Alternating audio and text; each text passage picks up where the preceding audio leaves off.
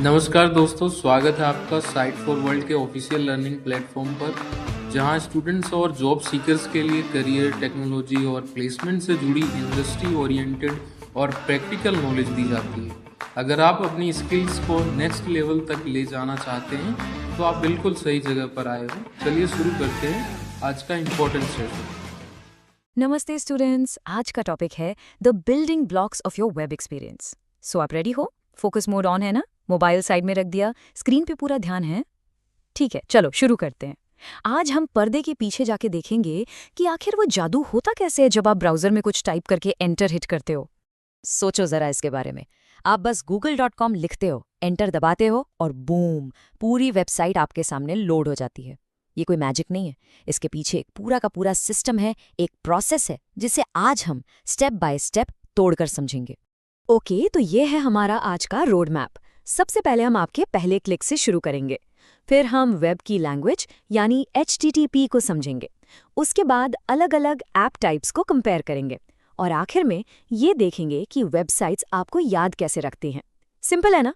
तो सबसे पहला स्टेप, जैसे ही आप एंटर प्रेस करते हो, आपका ब्राउज़र, जिसको हम क्लाइंट बोलते हैं, एक रिक्वेस्ट भेजता है।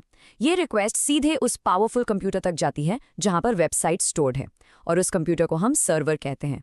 वेब पर आपका हर एक एक्शन, हर एक क्लिक इसी सिंपल रिक्वेस्ट से शुरू होता है। इट्स रियली सिंपल, आपका ब्राउज़र सर्वर को एक मैसेज भेजता है कि हे, मुझे ये वाला वेब पेज चाहिए। सर्वर उस मैसेज को रिसीव करता है और वेब पेज का सारा डेटा वापस आपके ब्राउज़र को भेज देता है। क्लाइंट और सर्वर के बीच में ये जो पूरी बातचीत होती है, इसके लिए एक स्पेशल लैंग्वेज यूज होती है जिसका नाम है HTTP, यानी हाइपरटेक्स्ट ट्रांसफर प्रोटोकॉल। ओके, एक मिनट रुकते हैं। फोकस बना हुआ है? ठीक है, समझ आ रहा है ना अभी तक?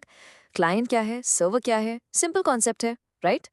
चलो, अगर सब क्लियर है तो अब HTTP को थोड़ा और गहराई से देखते हैं।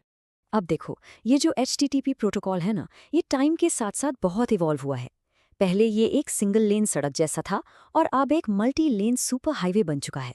तो सवाल ये है कि हम इस सिंगल लेन रोड से सुपर हाईवे तक आखिर पहुंचे कैसे? Let's take a look.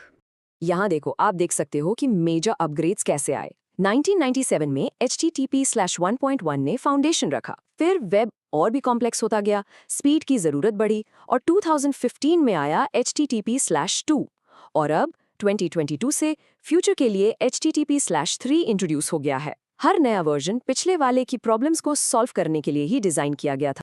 तो HTTP/1.1 की सबसे बड़ी प्रॉब्लम थी हेड ऑफ लाइन ब्लॉकिंग।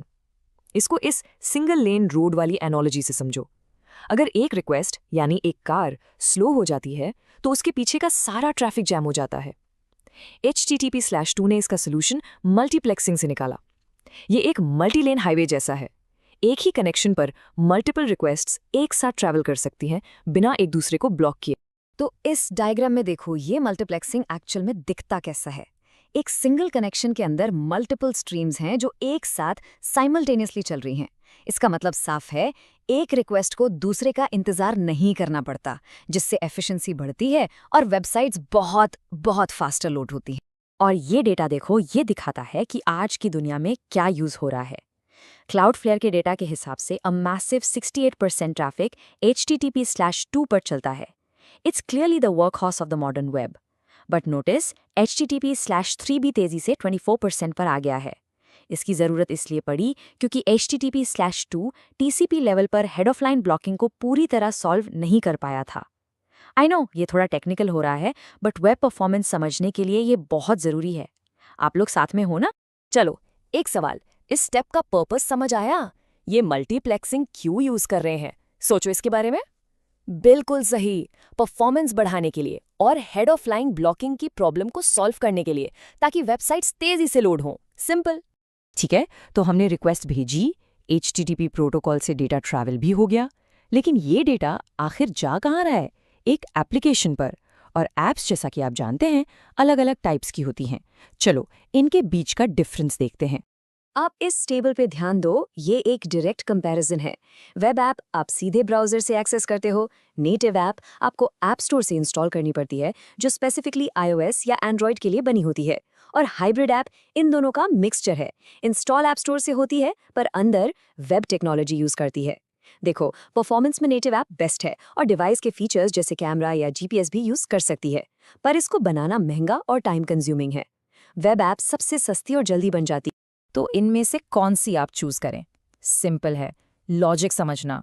अगर आपको जल्दी से मार्केट में आना है तो web app, best possible performance चाहिए तो नेटिव ऐप, अगर डिवाइस के फीचर्स कैमरा जीपीएस यूज करने हैं तो नेटिव या हाइब्रिड, और अगर दोनों का बैलेंस चाहिए, अच्छा परफॉर्मेंस और डेवलपमेंट कॉस्ट भी कम, तो hybrid app is the answer. Alright, a quick pause. Ready हो नेक्स्ट स्टेप के लिए? एनर्जी बनी हुई है? अब हम एक बहुत ही इंटरेस्टिंग टॉपिक में जा रहे हैं कि वेबसाइट्स आखिर आपको याद कैसे रखती हैं। यहाँ एक प्रॉब्लम है, HTTP प्रोटोकॉल स्टेटलेस होता है। इसका मतलब है कि वो हर रिक्वेस्ट को एक नई रिक्वेस्ट मानता है। उसे ये याद नहीं रहता कि आप पहले भी आ चुके हो। तो फिर वेबसाइट को कैसे याद रहता है कि आप कौन हो? इसके बारे में सोचो। आप Amazon पर शॉपिंग कर रहे हो, कार्ट में 5 चीज़ें डाली और गलती से टैब बंद कर दिया। जब आप वापस आते हो तो वो 5 चीज़ें अभी भी कार्ट में होती हैं। कैसे? जबकि HTTP को तो कुछ याद ही नहीं रहता। इसका जवाब है कुकीज़। तो what is a cookie? Simple words में ये छोटी छोटी टेक्स्ट फाइल्स होती हैं। जब आप किसी वेबसाइट पर जाते हो तो उसका सर्वर एक कुकी फाइल जनरेट करके आपके ब्राउज़र को भेज देता है। आपका ब्राउज़र उससे सेव कर लेता है। अगली बार जब आप उसी वेबसाइट पर जाओगे तो ब्राउज़र वो कुकी वापस सर्वर को भेजेगा, जिससे सर्वर को पता चल जाएगा, अच्छा, आई रिकॉग्नाइज दिस यूज़र। लेकिन सारी कुकीज़ एक जैसी नहीं होती। कुछ आपके एक्सपीरियंस को बेहतर बनाती है और कुछ आपकी प्राइवेसी के लिए खतरा हो सकती हैं। चलो 2 मेन टाइप्स देखते हैं, फर्स्ट पार्टी और थर्ड पार्टी। ओके, इस स्लाइड पर ध्यान दो। फर्स्ट पार्टी कुकीज़ उसी वेबसाइट से आती हैं जिस पर आप हो। जैसे अगर आप jeans.example.com पर हो तो उसी की कुकी आपको लॉग्ड इन रखेगी या आपके कार्ट का सामान याद रखेगी। ये ज़रूरी है। पर थर्ड पार्टी कुकीज़ किसी और डोमेन से आती हैं। मान लो आप jeans.example.com पर हो, लेकिन वहाँ एक एड नेटवर्क की कुकी आपके ब्राउज़र में सेव हो गई। अब ये कुकी आपको दूसरी वेबसाइट्स पर भी ट्रैक करेगी ताकि आपको टारगेटेड एड्स दिखा सके। अब एक सीरियस क्वेश्चन, सीरियसली सोचना इसके बारे में। अगर इंटरव्यू में डेटा प्राइवेसी पे सवाल आ गया तो क्या थर्ड पार्टी कुकीज़ का एग्जाम्पल दे पाओगे? क्या आप समझा पाओगे कि इसका रियल वर्ल्ड इम्पैक्ट क्या है? सिर्फ डेफिनेशन रटने से काम नहीं चलेगा। यू नीड टू अंडरस्टैंड कि कंपनीज आपकी पूरी ऑनलाइन एक्टिविटी ट्रैक करके आपका एक डिजिटल प्रोफाइल बना रही हैं। ये बहुत बड़ी चीज़ है, सो इसको राइट मत लेना। चलो, बहुत थ्योरी हो गई, अब इन चीज़ों को प्रैक्टिकली देखते हैं। अब मैं आपको दिखाऊंगा कि आप अपने ही ब्राउज़र में इन कुकीज़ को लाइव कैसे देख सकते हो। ध्यान से देखना, स्टेप बाय स्टेप कर रहा हूँ।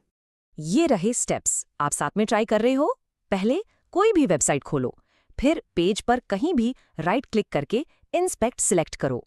डेवलपर टूल्स खुल जाएंगे। ऊपर टैब्स में आपको एप्लीकेशन ढूंढना है।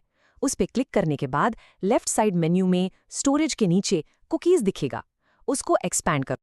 अब आपकी बारी, वीडियो पॉज करो और ट्राई करो। नहीं कर रहे हो? Come on, pause the video and do it. अपने ब्राउज़र में कुकीज़ दिखी?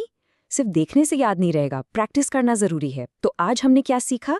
हमने एक वेब रिक्वेस्ट का सफ़र देखा, HTTP का एवोल्यूशन समझा, वेब, नेटिव और हाइब्रिड ऐप्स के बीच का फ़र्क जाना, और सबसे important, first party versus third party cookies के क्रूशल डिफरेंस को समझा।